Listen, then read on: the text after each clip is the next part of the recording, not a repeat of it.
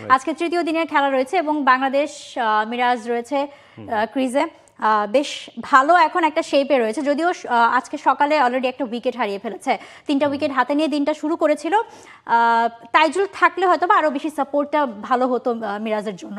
নিঃসন্দেহে তাইজুল ইসলাম লাস্ট 2 বছরে as a batter he has been splendid. মানে হয়তো একটা 50ও করেছেন গেল বছর শ্রীলঙ্কার বিপক্ষে। ইনফ্যাক্ট লম্বা সময় ব্যাট করার ক্যাপাবিলিটি তার আছে। এক্স্যাক্টলি, আপনি জাকির হাসান কিংবা সাকিব আল হাসানের চেয়েও মনে হয় সবচেয়ে বেশি তাদের চেয়ে বেশি বল তিনি খেলেছেন, 600-র বেশি বল খেলেছেন। রান সেভাবে না আসলেও টেলেন্ডার একজন ব্যাটার হিসেবে উইকেটে টিকে থাকতে পারেন।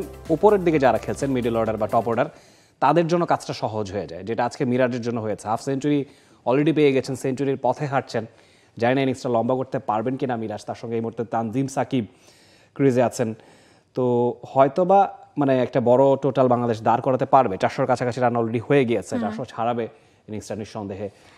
তো 200-র বেশি এখন এই মুহূর্তে 167 রানের মধ্যে আছে, লিডটা 200 বা 200 প্লাস দিলে যেটা হয় আপনার ইনিংস ব্যবধানে জেতার একটা সম্ভাবনা তৈরি হয়। আমি বলছি না যে ইনিংস ব্যবধানে জিতেই যাবে, জিম্বাবুয়ের ব্যাটিং টেইল অনেক লম্বা, তবে থার্ড ফোর্থ ইনিংসে ব্যাট করা চিটাগাংয়ে কম্পারেটিভলি মাচ মোর ডিফিকাল্ট। প্রথম দিনে যেভাবে উইকেট বিহেভ করছে, আজকে কিন্তু ডিফারেন্টলি বিহেভ করছে থার্ড ডেতে এসে। তো সেখানে ব্যাটিংটা অনেক বেশি উপযোগী হয়ে গেছে। এই মুহূর্তে সময় পাস করাটা অনেক বেশি জরুরি। আপনি আজকে সেকেন্ড সেশন কিংবা থার্ড সেশন অবধি যদি এই জুটিটা ব্যাট করে যেতে পারে, সেক্ষেত্রে লাস্ট সেশনে গিয়ে জিম্বাবুয়ের 1-2 উইকেট বা 3টা উইকেট যদি নিয়ে নেওয়া যায়, তাহলে জিম্বাবুয়ে যথেষ্ট চাপে পড়ে যাবে। মানে কালকের মধ্যে আপনি একটা রেজাল্ট এক্সপেক্ট করছেন? কালকের রেজাল্ট আসা উচিত, ইম্পসিবল না, তবে ওয়াই নট। আমরা সিলেটে 4 ডেতে রেজাল্ট পেয়েছি, ডেফিনেটলি বাংলাদেশের সেই জবাবটা জিম্বাবুয়েকে দেওয়া উচিত।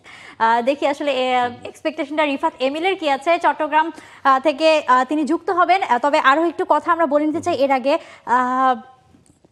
সাদমানের সেঞ্চুরি এবং বিজয়ের কামব্যাক, এই দুটো জিনিস নিয়ে অনেক বেশি কথা আছে। যদিও এনামুল বিজয় 39 রানে আউট হয়ে গিয়েছিলেন, আনফরচুনেটলি রানটা হয়তো আরো বড় করার এক্সপেকটেশন তারও ছিল এবং ভক্তদের থেকেও সেরকম আশাই ছিল। বাট বিজয়ের কামব্যাকটা কেমন লেগেছে? এনামুল বিজয়ের আউটটাও খানিকটা প্রশ্নবিদ্ধ, মানে প্রশ্নবিদ্ধ বলা উচিত না, ইনফ্যাক্ট আম্পায়ার্স কলে আউট হয়েছেন, আনলাকি বলা উচিত। তো সেক্ষেত্রে ইনিংসটা লম্বা হতে পারতো, তিনি হাফ সেঞ্চুরিটা পেতে পারতেন, পেলে বেটার হতো। বাট আমার কাছে মনে হয় 100 ছাড়ানো জুটি কিন্তু বহুত দিন পর বাংলাদেশ টিম দেখলো। মনে সম্ভবত 8 ম্যাচ পর 100 ছাড়ানো জুটি হয়েছে 2022-এর পর, ইনফ্যাক্ট অনেক দিন পর। হ্যাঁ, এক্স্যাক্টলি। তো 100 ছাড়ানো ওপেনিং পেয়ারের জুটি, এটা কাগজে কলমে খুব ইম্পসিবল কিছু না, সব দেশেই হয় এবং শুরুটাই কিন্তু আসলে ম্যাচের টোন সেট করে দেয়। আমাদের যেটা হয় শুরুতে আমরা খাবি খাই, এক্স্যাক্টলি, মাঝখানে বা শেষের দিকের প্লেয়ারদের প্রেসার বেশি হয়ে যায়। তো সেখান থেকে একটা উত্তরণ ঘটেছে, সেজন্য সাধুবাদ দিতে হবে। 3 বছর পর তিনি টেস্ট খেলতে নেমেছেন, ডিপিএল চমৎকার ছন্দে ছিলেন, ব্যাক টু ব্যাক সেঞ্চুরি করেই তিনি আসলে টেস্টে জায়গা করে নিয়েছেন। যদিও অনেকে বলছে এক ফরম্যাটে ভালো করে আরেক ফরম্যাটে চান্স পাওয়া, সেটা আমার কাছে মনে হয় না, কারণ এনসিএল ওর সেকেন্ড হাইয়েস্ট রান স্কোরার কিন্তু এনামুল হক বিজয়ী ছিলেন। আমরা মনে চট্টগ্রামে ঘুরে আসতে পারি একটু। একদম, আমরা চট্টগ্রাম থেকে সরাসরি ঘুরে আসি। রিফাত এমিল আমাদের সহকর্মী আছেন সেখানে। রিফাত এমিল, শুনতে পাচ্ছেন? আপনাকে অনেক সুন্দর লাগছে দেখতে রিফাত এমিল। বাংলাদেশের ব্যাটিং এর আলোর ঝলকানিটা আপনার চেহারার মধ্যেও দেখা যাচ্ছে। দৃষ্টিভঙ্গি পরিবর্তন হয়েছে, আপনার দৃষ্টিভঙ্গির পরিবর্তন। দৃষ্টিভঙ্গির পরিবর্তন, ওকে। আজকের টেস্টের অবস্থাটা বলবেন, সামনাসামনি সেখানে দেখছেন, ওয়েদার আপডেটটাও সেই সাথে জানাবেন। আর বাংলাদেশের ব্যাটারদের এই মুহূর্তে, কারণ এখন আমরা জানি যে একমাত্র ব্যাটার রয়েছেন মিরাজ, কোনোভাবে যদি মিরাজ আসলে আউট হয়ে যান, তার সেঞ্চুরির একটা আশা সেটাও যেমন নিভে যাবে, সেই সাথে বাংলাদেশের ইনিংসটা আরো বড় করা, 200+ লিড দেওয়ার সংখ্যাটাও হয়তো একটু মানে কমে যাবে সম্ভাবনাটা। ধন্যবাদ মো, অনেকগুলো প্রশ্ন করেছেন, আমি একটু ধীরে ধীরে উত্তর দিতে চেষ্টা করি। তবে আপনাদের আলোচনা সময় কম, আমাদের একটু ফাস্ট দিতে হবে। ওকে ওকে, ঠিক আছে। আচ্ছা, আর আপনি বলছিলেন যে লম্বা একটা সময় পর বাংলাদেশ সেঞ্চুরি জুটি পেয়েছে, সেটা 13টা ইনিংস পর একটা 50 পার্টনারশিপ। তার মানে আপনি বুঝতেই পারছেন যে সেঞ্চুরি পার্টনারশিপ কতদিনের আগে, প্রায় 33টা ইনিংস আগে একটা সেঞ্চুরি পার্টনারশিপ টেস্টে এই মাঠে দেখেছিল বাংলাদেশ। তবে বৃষ্টির সম্ভাবনা বেশ প্রবল, যে কোনো মুহূর্তে বৃষ্টি আসতে পারে। ইনফ্যাক্ট সকালে তো 2-1 বৃষ্টি এসেছে, খেলা একটু কমেছে, কমকে ছিল, যে কোনো মুহূর্তে আদতে বৃষ্টি হতে পারে সেই সম্ভাবনা।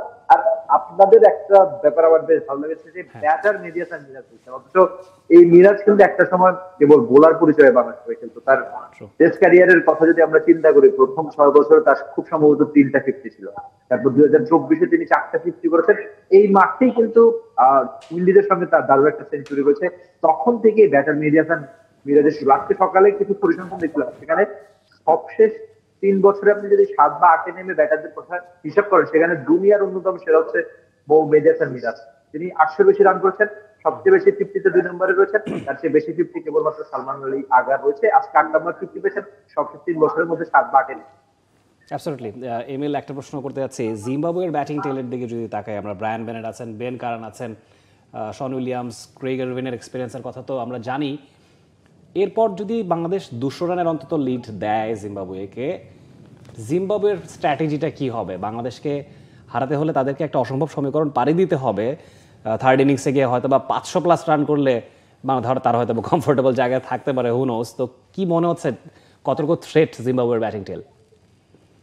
আর আপনি খুব বেশি না, আমার মনে হচ্ছে যে ওদের 3 জন ব্যাটার খুব বেশি সেটা আপনি যে নামগুলো ইনফ্যাক্ট বলেছেন, বেনেট ওপেনিং এ যিনি সিলেটের 2টো 50-এর ফলে কিন্তু বাংলাদেশ হেরেছে আমার মনে হচ্ছে ওখানে, সঙ্গে উইলিয়ামস আর তাদের ক্যাপ্টেন হয়ে গেছে। এই 3 জন ব্যাটারকে যদি যত দ্রুত ফেরাতে পারে, তাহলে 200 বেশি লিড যদি নেয় বাংলাদেশ, ইনিংস ব্যবধানে হয়তো জিততে পারে। সেক্ষেত্রে ওই মানে যে 3টা নাম বলেছি বা আপনারা বলেছেন, তাদেরকে খুব দ্রুত যদি আউট করতে পারে বাংলাদেশ, হয়তো ইনিংস ব্যবধানে জিততে পারে। তবে সেই ক্ষেত্রে কাজটা কঠিন। আমরা জানি যে এই উইকেটে কিন্তু এখন পর্যন্ত কিছু নেই বোলারদের জন্য কিছু নেই। আপনি যদি আগের দিনের বিকেলের খেলাটা একটু ভালোভাবে ফলো করেন, তাহলে দেখবেন প্রত্যেক বাংলাদেশকে ব্যাটার প্রায় নিজেদের উইকেট দিয়ে এসেছেন।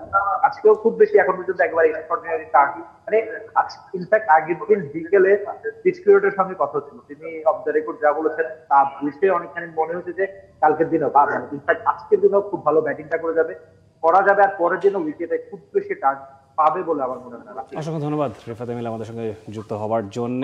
চট্টগ্রাম থেকে সরাসরি আপডেট জানাচ্ছিলেন বাংলাদেশ বনাম জিম্বাবুয়ের মধ্যকার দ্বিতীয় টেস্টের। এবার একটু আমরা একটা ছোট্ট আপডেট দিয়ে আমরা পরবর্তী টপিকে যেতে পারি। বাংলাদেশের কিন্তু কিছুক্ষণ আগে কনফার্ম হয়েছে যে পাকিস্তানের একটা ট্যুর রয়েছে, 5 ম্যাচের টি20 সিরিজ 25 মে থেকে শুরু হবে, 25, 27, 30 মে এবং 1 জুন এবং 3 জুন। এই 5 দিন 5টা টি20 ম্যাচ খেলবে বাংলাদেশ পাকিস্তানে, যেখানে লাহোরে এবং ফয়সালাবাদে খেলা হবে।